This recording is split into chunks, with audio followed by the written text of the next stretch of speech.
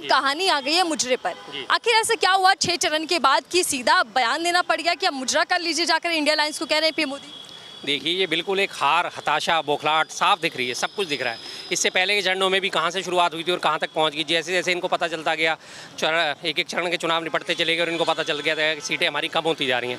लगातार इनकी हताशा, बौखलाहट साफ नज़र आ रही है। अब छठे चरण के चुनाव के बाद भी इनको लग रहा था कि दिल्ली में हमारी कुछ सीटें आ जाएंगी। अब दिल्ली में भी कल जिस हिसाब से मतदान हुआ, जिस हिसाब से इनकी टेबल्स खाली पड़ी हुई थी, सब जगह इनको ज़मीनी हकीकत पता चल गई कि दिल्ली से भी इनका सुपड़ा साफ हो गया। उसके बाद अब जाके लास्ट एंड फाइनल ये आ गए अपने कि हाँ जी, अपने वोट बैंक पे जाके मुजरा करवा लो। क्या एक प्रधानमंत्री की भाषा है ये? एक तरफ तो आप कहते हैं कि जी राहुल गांधी जाके देश का सम्मान घटाते हैं विदेशों में जाके। अब क्या ये आपका बयान क्या इंटरनेशनल फेमस नहीं होगा? क्या इंटरनेशनल मीडिया इसको कवर नहीं कर रहा? हर जगह चर्चा हो रही है इसकी, हर जगह बात हो रही है कि प्रधानमंत्री के मुंह से ये बात निकल रही है। मतलब ये निकलती है जो ट्विटर वगैरह पे सक्रिय होते हैं, 2-2 रुपये के, जिनको ट्रोलर कहा जाता है, जिनको 2 रुपये पर ट्वीट पे लाइक करने के वो करने के मिलते हैं, उस जैसी हालत हो गई है। मुझे समझ नहीं आ रहा कि ट्विटर पे इन्हीं की भाषा चलती है, ये ट्विटर की भाषा ये फॉलो कर रहे हैं। कुछ ऐसा ही लग रहा है, कुछ गालमेल अब तो नज़र आ रहा है। और तीसरी चीज़ मैंने जो देखी, दिल्ली में टेम्परेचर काफ़ी ज़्यादा बढ़ गया है, 46-47 डिग्री हो चुका है, तो हो सकता है गर्मी चढ़ गई हो दिमाग में। इधर गर्मी बढ़ रही है, उधर सियासी पारा भी बढ़ रहा है सर। लेकिन पारे से ज़्यादा गर्मी खतरनाक लग रही है। सियासी पारा तो फिर भी देखा जाता है जी, वो तो कंट्रोल हो जाता है, लेकिन मुझे लग रहा है वास्तव में गर्मी चढ़ गई है, लू लग गई है। जो ऐसे अनर्गल बयानबाजी हो रही है, अनर्गल बयान दिए जा रहे हैं।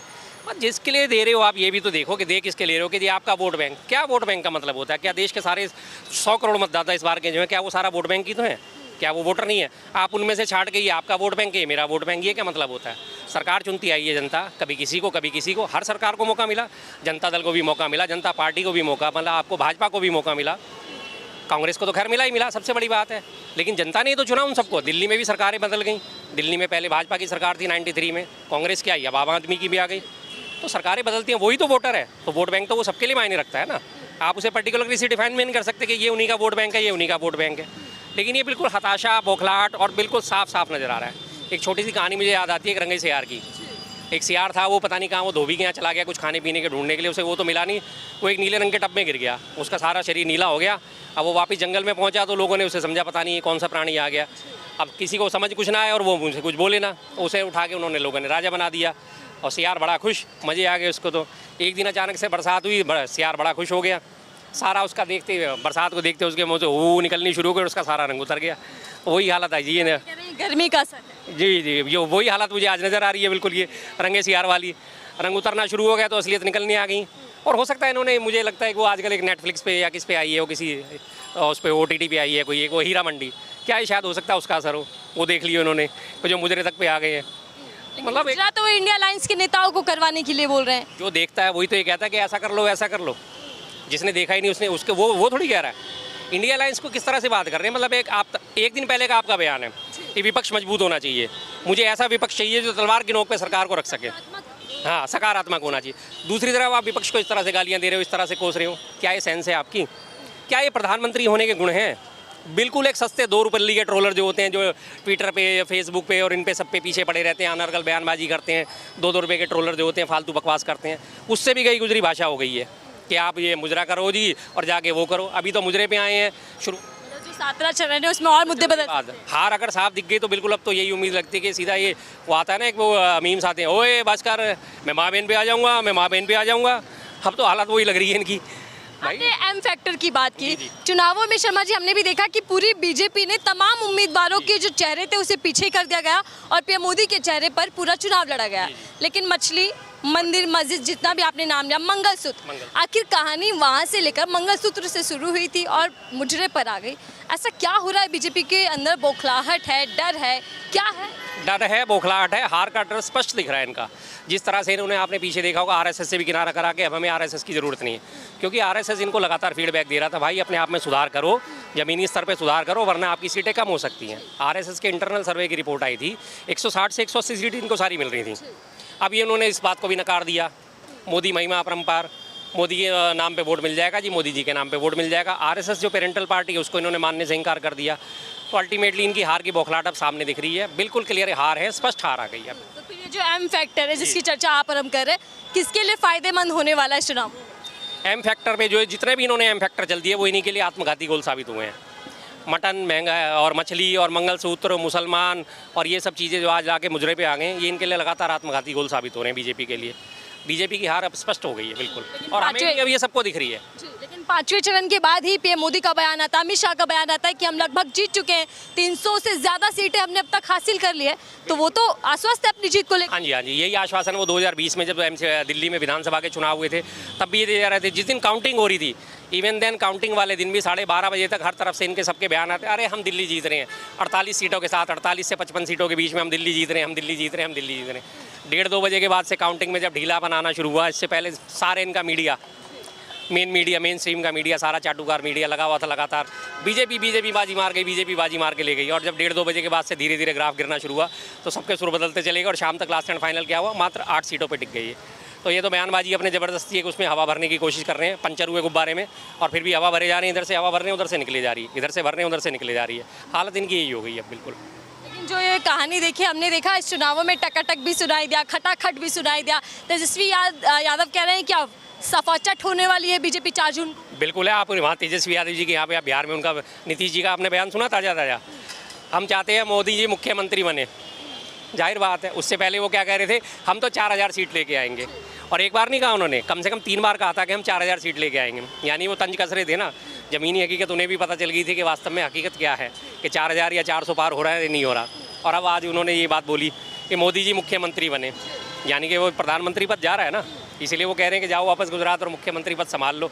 अगर पॉसिबिलिटी हुई तो, अगर यही हुआ एनडीए हारेगा तो मोदी जी के पास कुछ नहीं करने को बचेगा, तो वास्तव में हो सकता है वो वापस गुजरात चले जाएं और उनको बोलें चल भाई तू इस्तीफा दे, अब मैं इस गुजरात संभालूंगा। हालांकि ऐसा होगा नहीं, झोला चेक करा जाएगा, जाने नहीं दिया जाएगा जल्दी से। झोला भी चेक करें। बिल्कुल बिल्कुल जी, झोला भी चेक हो। आप इधर कह रहे हैं जाने वाले, उधर पीएम मोदी देखिए कह रहे हैं विपक्षी अलायंस के जितने भी नेता हैं, खासकर तेजस्वी यादव को बयान दिया, उन्होंने कहा है कि अब काउंटडाउन शुरू हो चुका है, अब जेल जाने के दिन नजदीक है। भ्रष्टाचार का आरोप, नौकरी के बदले जमीन, सारे देखिए भ्रष्टाचारियों को अब जेल भेजने वाले हैं मोदी जी।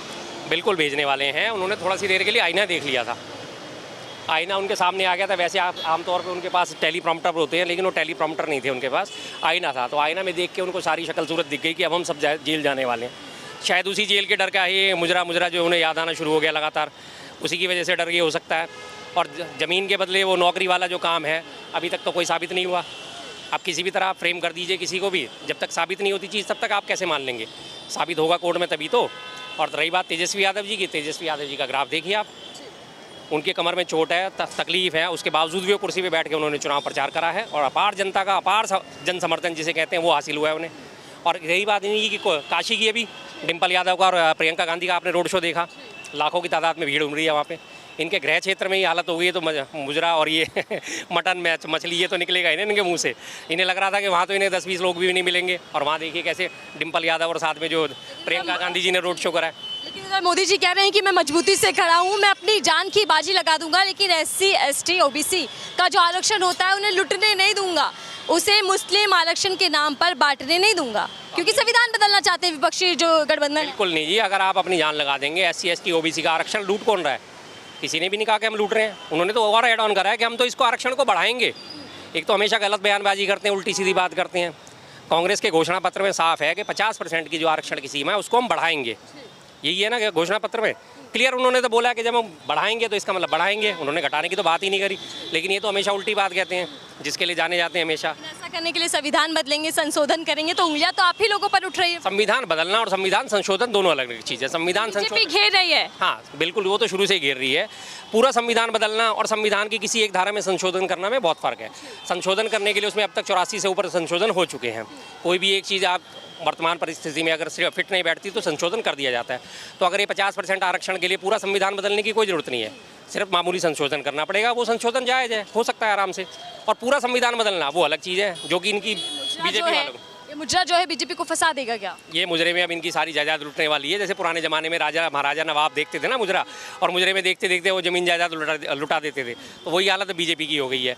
ये मुजरे की जो बात करके बचे हुए 7वें चरण में जो इनको इक्का दुक्का 2-4 सीटें और मिल सकती थी, वो भी अब इनके हाथ से गई। शर्मा जी, बात है छठे चरण के मतदान के बाद 7वें की बारी, और ये आखिरी चरण है। अभी तक तस्वीर कितनी साफ हुई है? आपको क्या लग रहा है कि कौन ज़्यादा मजबूत है, कौन किसमें ज़्यादा बल दिख रहा है कि सत्ता बनाने जा रहा है, कौन ज़्यादा जीत के करीब है? इंडिया गठबंधन है जी। ठीक है, मैं आखिरी सवाल ले रही हूँ, क्योंकि देखिए कहानी शुरू हुई थी बीजेपी की ओर से भ्रष्टाचार को लेकर, और जब आखिरी चरण आ रहा है तो भ्रष्टाचार पर फिर वार किया जा रहा है। मोदी जी कह रहे हैं कि भ्रष्टाचारियों को किसी भी कीमत पर बख्शा नहीं जाएगा। क्या लगता है कि 7वें चरण में मुद्दे कितने बदलने वाले हैं और बयानबाजी जो लगातार चल रहे हैं इसमें कुछ और उछाल दिखेगा? हम कहते हैं भ्रष्टाचारियों को आप बिल्कुल मत बख्शो। हमने वो एक बार भी नहीं कहा कि भ्रष्टाचारियों को बख्शो। आपकी पार्टी में जो सारे भ्रष्टाचारी शामिल हो चुके हैं उनके ऊपर तो कार्रवाई करो एक बार, तभी तो हमें लगेगा कि आप भ्रष्टाचारियों के लिए सख्त हो, आप कार्रवाई करना चाहते हो। आपने सारे भ्रष्टाचारियों को अपनी पीठ पीछे ला के खड़ा कर लिया है और मोदी जी ने गारंटी दे दी है, चिंता ना करो, अब तुम्हारे ऊपर कोई हाथ नहीं डालेगा।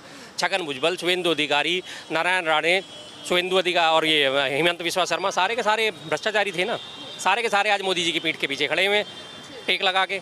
आप उनके ऊपर कार्रवाई करो, हमें कोई आपत्ति नहीं। जो भी भ्रष्टाचारी हैं, भ्रष्टाचारी जेल में होने चाहिए, जाहिर सी बात है, हमें कोई आपत्ति नहीं। आप करो तो सही होने। 4 जून क्या लगता है किसकी बत्ती गुल होने वाली है? 4 जून एनडीए की बत्ती गुल हो जाएगी। पूरी उम्मीद है ये एनडीए की बत्ती गुल होगी हर हालत में। चलो ठीक है, धन्यवाद हमसे बातचीत करने के लिए। आखिरी और 7वां चरण बचा, इसको लेकर प्रचार प्रसार भी जोरों पर है। लगातार दोनों तरफ से एक दूसरे पर आरोप प्रत्यारोप का दौर भी जारी है, लेकिन ये 7वां चरण कौन जीतेगा, तस्वीर लगभग आधी साफ हो चुकी है। लेकिन फैसला नतीजों वाले दिन ही होगा कि आखिर दिल्ली के अंदर कौन सरकार बनाने जा रहा है। इंडिया अलायंस वर्सेस एनडीए देखने को मिल रहा है, लेकिन दावे और आंकड़े किसके सच्चे साबित हो रहे हैं ये देखना होगा। फिलहाल के दीजिए।